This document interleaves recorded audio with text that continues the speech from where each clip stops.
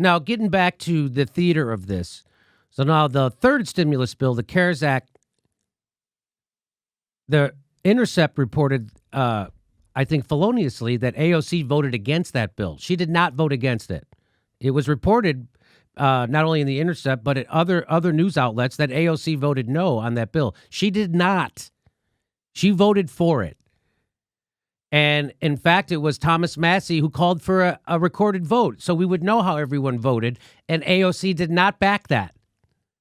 So if you don't call for a recorded vote and you don't back the guy who does, you're not allowed. You then forfeit the right to say you voted against something because you're going along with the party. That's AOC bending the knee to Nancy Pelosi. Because if you'll notice, whenever she gives a speech where she attacks these bills, which are horrible and every critique she has is correct, except she doesn't call out the Democratic Party, which just enables this to keep going. So if she was a real revolutionary or a real truth teller or a real representative of the people she was elected to represent, she would be calling out Nancy Pelosi because no bill gets voted on in the House or becomes law unless Nancy Pelosi decides it's going to happen. So here's what she had to say about this. You know, she went and she gave a big speech and she waved her arms and then she voted for the bill. And then she lied and said she didn't. And then other progressive newscasters lied for her and said she voted against it. The Intercept printed a bogus article, said she voted against it. She didn't. And so now here she is. Again, she says she voted against this one. Again, there's no recorded vote, so we'll never know. But what she's not doing is calling out Nancy Pelosi, her leadership. That would show that she was serious about representing her constituency if she called out Nancy Pelosi, because that's the one who's engineering this. And the fact that she's not doing that shows that what she's about to say here is theater. And here's what she says. It's a joke when Republicans say that they have urgency around this bill. The only folks that they have urgency around are folks like Ruth's Chris Steakhouse and Shake Shack. Those are the people getting assistance in this bill. Yeah, much like the last one, much like the future one, much like the next one, and the first one, and the second one, and the third one, and every one. This helps them and not the people. You're going to be giving this speech after every bill. But she will not call out the problem, which is Nancy Pelosi. What she's actually doing is enabling this process. This speech enables the process. Because people go, oh, look, she's fighting. She's not fighting. If she was fighting, she'd be calling out Nancy Pelosi. And she would be trying to get a coalition of progressives to call out Nancy Pelosi with her. She's not doing that. And that's why what she's doing here is straight up theater. I'll play it for you, and then I'll get Danny's. It's a joke when Republicans say that they have urgency around this bill. The only folks that they have urgency around are folks like Ruth's Chris Steakhouse and Shake Shack. Those are the people getting assistance in this bill. You are not trying to fix this bill for mom and pops. And we have to fight to fund hospitals, fighting to fund testing.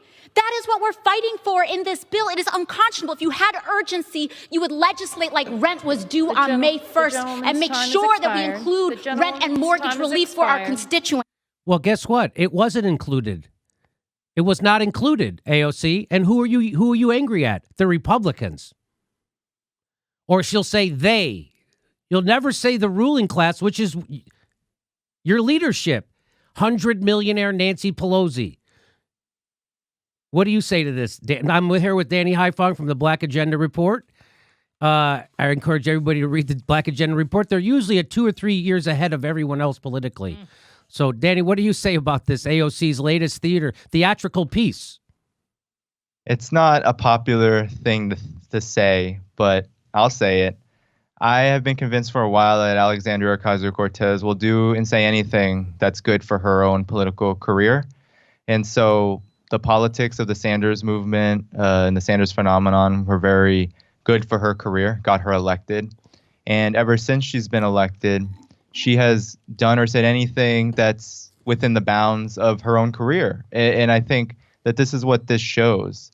I've always had so many issues with how vocal she's been for imperialism in war, how she'll, cut up sweet potato and talk about Venezuela being a failed state, slam the door on Max Blumenthal when he questions her in the Democratic Party about their position on supporting Juan Guaido in Venezuela, how she'll continue to be seen with far-right Bolivian coup plotters. All of this just shows that she will do anything that's good for her career, and she has not once criticized Nancy Pelosi, who I believe she called the mama bear of the Democratic Party.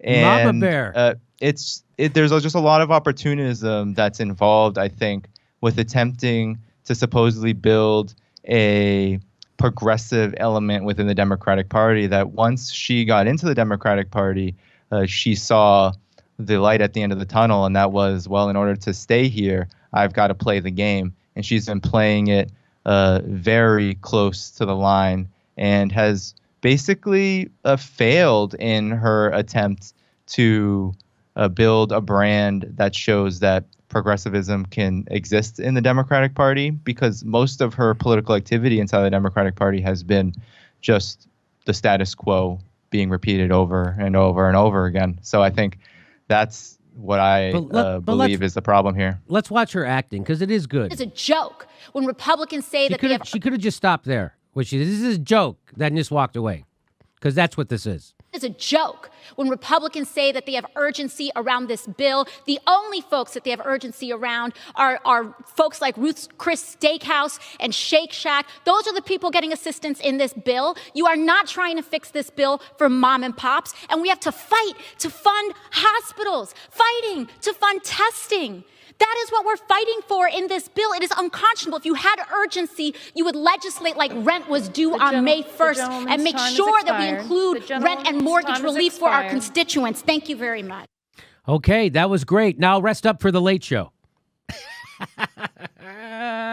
I'm convinced that after the next bill, they're going to talk even more aggressively about how much the bill sucked, even though it passed anyway and they all voted for it.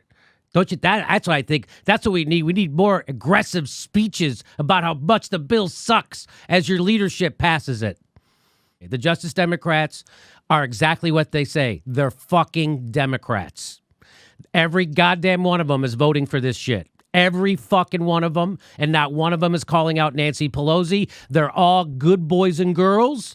And they don't take corporate money, but they might as well anyway. It's like, Danny, can you figure out why Justice Democrats aren't calling out their leadership? If they don't take corporate money, why would they bend the knee to the people who do? I think it's because the ultimate mission is to be in the Democratic Party. Yes. It's to ultimately replace the Democratic Party as the so-called opposition party to the Republican Party.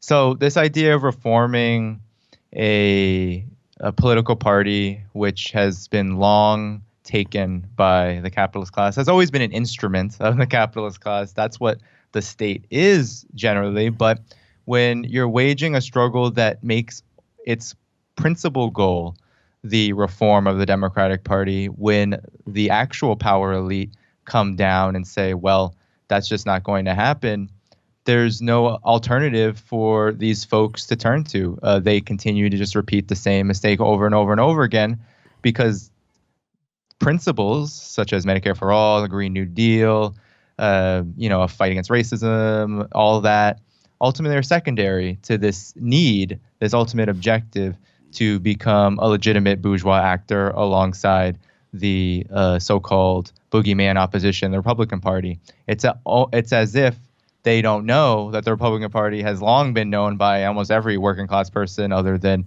in the red states that it's a party of corporate power. Most Republicans, even in the red states, know that the Republican Party is a party of corporate power and a white man's party. But the Democratic Party just doesn't get that kind of scrutiny. It's something that's desirable to get into. It's almost like there is a addiction to being held captive, because maybe it's good for your career, maybe it's good for these small changes that will then boost your image. Whatever it is, it's wrong-headed. And as Jane McClavey said on your show, Chris Hedges, what we need now is an independent political and social movement, a class struggle, and we need to figure out what kinds of organizations will help us do that. Is it the unions? Do we need mass organizations? Do we need, a new political party, a working class party? We need to begin to have all of those conversations and begin to put the plans into place for whoever we are who wants that to happen. I think that is the next step. And we just need to dump the Democrats, and AOC, Bernie Sanders, has to be a part of that conversation. We don't need to dump the people that support them. We need to be in the act of persuading those who still have hope that they'll be their saving grace, that there's plenty of evidence that shows that's just not going to be the case. But it is fun to watch her. She's really a good actress, and really, she's fun to watch. She's exciting. This is hilarious. It's hilarious that there's even a thing that the Justice Democrats can even show their face in fucking public, and after voting for all this stuff, it's just like they're the opposite of everything they claim to be.